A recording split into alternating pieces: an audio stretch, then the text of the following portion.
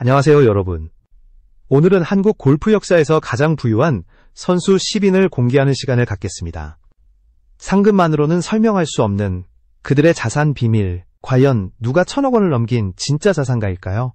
먼저 10위, 양용은입니다. 2009년 PGA 챔피언십에서 타이거 우즈를 꺾고 아시아 최초로 메이저 우승을 차지한 순간은 전 세계를 충격에 빠뜨렸습니다. 단 한 번의 메이저 우승이었지만 그 한 방은 그의 인생 전체를 바꿨습니다. PGA 투어에서 약 168억 원의 상금을 벌었지만 진짜 자산은 여기서 끝나지 않았습니다. 총 자산은 약 340억 원으로 평가됩니다. 핵심은 우승 직후 체결한 초대형 후원 계약, 그리고 이어진 각종 초청료와 방송 출연, 행사 수익이었습니다. 단순한 상금보다 챔피언 프리미엄이 그의 가치를 수배 이상 끌어올린 것이죠. 양용은은 말합니다. 역사적인 한 방은 수억 원짜리 지속 가능 수입이다. 상징을 자본으로 바꾼 대표적 사례입니다. 이어 9위는 최나연입니다. LPGA 통산 상금만 해도 약 152억 원. 이미 세계적인 스타로 자리 잡았습니다. 하지만 그녀의 진짜 승부수는 필드 밖에서 터졌습니다. 바로 강남 청담동의 상업용 빌딩 투자였습니다.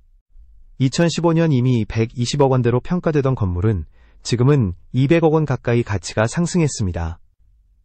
그녀는 상금으로 소비를 택하지 않고 부동산이라는 안정적 자산을 선택했습니다. 그 결과 현재 자산은 약 400억 원으로 추정됩니다. 스포츠 커리어는 유한하지만 자산 구조는 평생을 좌우한다는 점을 보여준 상징적 사례입니다. 돈을 버는 능력보다 중요한 건 운용하는 능력이라는 진리를 증명한 인물이죠. 여기서 잠시 말씀드립니다. 시청해주셔서 감사합니다. 구독과 좋아요를 눌러주시면 저에게 큰 힘이 되고 더 좋은 영상으로 보답하겠습니다.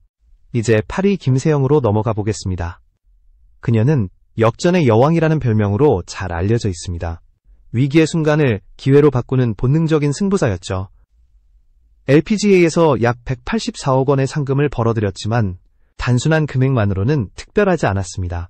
그녀를 상위권으로 올린 건 스폰서 시장에서의 가치였습니다. 메이저 우승이라는 드라마틱한 순간들은 곧바로 수십억 원의 후원 계약으로 이어졌습니다. 김세영은 단순히 트로피를 든 선수가 아니라 경기를 활용해 브랜드 자산을 만든 선수였습니다. 그녀의 총 자산은 약 410억 원. 골프의 본질이 숫자의 싸움이라면 자산은 타이밍과 임팩트의 싸움이라는 사실을 증명했습니다. 그리고 7위, 안병훈입니다. 놀랍게도 그는 아직 메이저 우승이 없습니다. PGA 투어에서도 우승은 없지만 통산 상금은 무려 292억 원에 달합니다. 꾸준히 컷을 통과하고 톱10에 오르며 차근차근 쌓아올린 결과입니다. 하지만 그가 진짜 특별한 이유는 바로 PGA 투어 엔터프라이즈 지분입니다. LIV 골프와의 경쟁 속에서 새롭게 재편된 구조 속에서 그는 수십억 원대의 지분을 배분받았습니다. 여기에 CJ그룹의 장기 후원까지 더해져 안정적인 자산 구조를 구축했습니다. 현재 자산은 약 480억 원으로 평가되며 우승 없는 스타도 존재할 수 있다는 새로운 모델을 보여주었습니다. 6위는 고진영입니다. 그녀는 현역 중에서도 가장 전략적인 자산 설계를 보여주는 선수입니다. LPGA 통산 상금은 약 181억 원.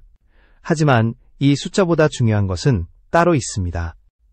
2021년 그녀의 총 수입은 약 89억 원.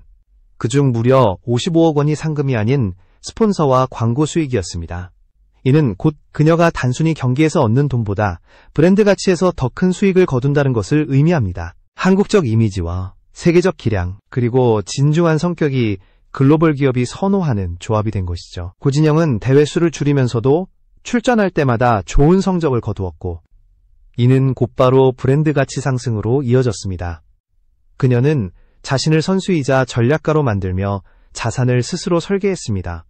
현재 자산은 약 500억 원으로 평가되며 부자 골퍼는 가장 많이 뛴 선수가 아니라 가장 똑똑하게 움직인 선수임을 증명했습니다. 5위는 박인비입니다. 그녀는 이미 한국 골프의 전설이며 올림픽 금메달과 LPGA 명예의 전당에 이름을 올린 선수입니다. 통산 상금만 해도 252억 원을 넘어섭니다. 그러나 진정한 부는 그 너머에 있습니다. 2013년부터 이어진 KB금융그룹과의 장기 파트너십은 단순한 광고 계약이 아닌 브랜드 동행 수준으로 발전했습니다. 은퇴 이후에도 그녀는 골프 아카데미 운영, 방송 활동, 차세대 선수 양성까지 장기적인 자산 설계에 집중했습니다. 표정 변화가 적고 말수가 많지 않은 성격이지만 철저히 준비된 이미지는 기업에게 신뢰를 주었습니다. 그녀의 자산은 약 550억 원으로 평가되며 단순히 우승 횟수가 아니라 한 시대를 대표하는 안정적 브랜드가 된 사례입니다. 4위는 김시우입니다. 그는 PGA 투어에서 성공적인 커리어를 이어가고 있는 대표적인 한국 선수입니다. 통산 상금만 해도 약 421억 원에 달합니다. 하지만 그를 부자 반열에 올린 건 상금이 아니라 지분입니다. 2024년 PGA 투어는 LIV 골프와의 경쟁에 맞서 새로운 구조인 PGA 투어 엔터프라이즈스를 출범시켰습니다. 김시우는 타이거 우즈, 로리 맥킬로이 등과 함께 그룹 1 선수로 분류되어 지분을 배분받았습니다. 보수적으로 추정해도 약 345억 원 가치에 달하는 이 지분은 단순한 상금 이상의 자산을 만들어냈습니다. 여기에 대형 후원 계약까지 더해져 그의 총자산은 약 970억 원으로 평가됩니다. 그는 단순히 샷을 잘 치는 선수가 아니라 자산 구조 자체를 바꾼 새로운 세대의 모델입니다. 3위는 박세리입니다. 그녀는 한국 골프의 상징이자 스포츠 자산화의 원조라 불립니다. IMF 외환위기 당시 국민에게 희망을 준 유일한 스포츠 스타였으며 LPGA에서 통산 약 174억 원의 상금을 벌어들였습니다. 금액만 보면 남자 선수들에 비해 작지만 그녀의 진짜 자산은 브랜드 가치에서 나왔습니다. 2000년대 초반 CJ와 연간 20억 원 규모의 계약을 맺으면서 광고, 방송, 초청료, 사업 수익까지 포함해 총 수익이 1천억 원을 넘어섰다는 추정도 있습니다. 또한 자신의 이름을 건 골프 브랜드, 스포츠 마케팅 회사 운영, 그리고 부동산 투자까지 겹겹이 쌓아 올리며 자산을 확대했습니다. 다만 최근 일부 부동산 분쟁과 채무 문제가 불거지기도 했습니다. 하지만 잠재적 자산 가치를 고려하면 그녀의 순자산은 여전히 1천억 원대에 근접합니다. 박세리는 단순한 우승자가 아니라 스포츠와 자산 브랜드를 교차시켜 한국 골프 역사에서 가장 강력한 자산형 선수로 남았습니다. 2위는 최경주입니다. 그는 단순한 스타가 아니라 한국 골프 경제의 문을 연 개척자입니다. PGA 투어 통산 상금은 약 450억 원, 챔피언스 투어 상금을 더하면 총 500억 원에 달합니다. 하지만 그의 진정한 가치는 상금 너머에 있습니다. SK텔레콤, 정관장과 같은 대기업과 장기간 스폰서 계약을 체결해 상금의 수배에 달하는 수익 구조를 만들었습니다. 또한 2007 연최경주재단을 설립해 단순한 기부가 아니라 유소년 육성, 컨텐츠 제작, 파트너십 협업을 포함하는 브랜드 생태계를 구축했습니다. 그는 미국과 한국에 수십억 원대의 부동산을 보유하며 투자자, 멘토로서도 활약 중입니다. 최경주의 자산 구조는 단일 수익원이 아닌 복합 제국이며 그의 이름은 시간의 흐름을 넘어 여전히 영향력을 발휘합니다. 총 자산은 약 1천억 원에 달하는 것으로 평가됩니다. 마지막으로 1위는 임성재입니다. 그는 20대 중반의 젊은 나이에 이미 한국 골프 역사상 가장 부유한 선수 반열에 올랐습니다. PGA 투어에서만 약 465억 원 이상의 상금을 벌어들였으며 2024년 PGA 투어 엔터프라이즈스 출범 당시 상위 36명의 선수 중 하나로 지분을 배분받았습니다. 이 지분의 가치는 최소 수십억에서 많게는 수백억 원에 달합니다. 또한 시세이도, 오리금융그룹, 와이드앵글 등 국내외 대기업의 후원 계약이 그 기반을 더욱 단단하게 만들었습니다. 무엇보다 놀라운 점은 그가 이 모든 것을 불과 26세에 이뤄냈다는 사실입니다. 매 시즌 최다 출전, 꾸준한 성적, 철저한 자기관리로 그는 현대골프의 수익 구조를 가장 정교하게 실현했습니다. 현재 자산은 이미 1천억 원을 넘어섰으며 앞으로도 계속 성장 중입니다. 임성재는 골프를 단순한 경기로만 보지 않고 시스템을 이해해 자산으로 바꾼 대표적 인물입니다. 이제 이 10명의 부자 골퍼들을 통해 보이는 공통된 특징을 짚어보겠습니다. 첫째, 단순한 상금만으로는 결코 거대한 자산가가 될 수 없다는 점입니다. 상금은 시작일 뿐, 진짜 부는 후원 계약, 지분 참여, 그리고 투자에서 비롯됩니다. 양용은이 보여준 챔피언 프리미엄처럼 한 번의 우승이 브랜드와 계약으로 수백억 원을 만들어내고 최나연이 선택한 부동산 투자가 시간이 지날수록 자산 가치를 배가시켰습니다. 골프장에서의 성과가 곧바로 자산 증식으로 이어지는 것은 아니며 코스 밖에서의 전략이 반드시 따라야 한다는 사실을 이들은 증명했습니다. 둘째, 장기적 안목과 자산 운용 능력이 핵심입니다. 김세영은 드라마틱한 순간들을 브랜드 가치로 전환했고, 안병우는 꾸준한 성적과 투어 지분으로 우승 없는 자산가라는 새로운 모델을 만들었습니다. 고진영은 출전 수를 최소화하면서도 효율적으로 자산을 설계해내며 브랜드를 경기력과 함께 성장시켰습니다. 박인비는 은퇴 이후까지 내다본 아카데미, 방송, 교육 사업을 통해 안정적 수익 구조를 확보했습니다. 셋째, 시대 변화에 맞춘 전략적 선택이 중요했습니다. 김시우와 임성재는 PGA 투어 엔터프라이즈의 지분 배정을 통해 단순한 선수에서 투어의 주주로 진화했습니다. 이는 상금 시대를 넘어 지분 시대가 도래했음을 보여줍니다.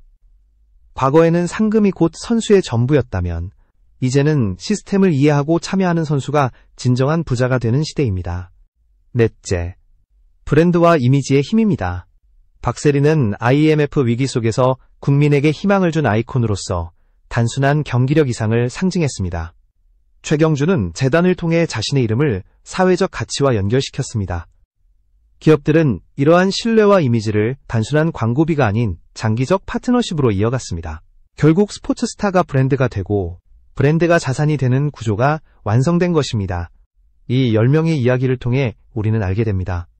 골프는 단지 경기력의 싸움이 아니라 자산의 게임이기도 하다는 것을. 공통점은 하나, 그들은 골프클럽을 휘두르는 동시에 자산의 판을 설계한 사람들이라는 점입니다.